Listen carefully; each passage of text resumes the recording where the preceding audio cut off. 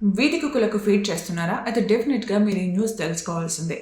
దేశవ్యాప్తంగా వీధి కుక్కల సంఖ్య పెరుగుతూ వస్తోంది. ముఖ్యంగా కేరళలో 2022, 23 మధ్య కాలంలో 25% వీధి కుక్కల సంఖ్య పెరిగింది.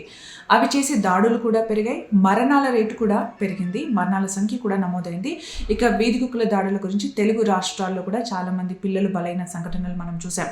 అయితే ఒక కేసు విచారణలో భాగంగా జస్టిస్ పివి కున్హే కృష్ణన్ చాలా కీలక వ్యాఖ్యలు చేశారు.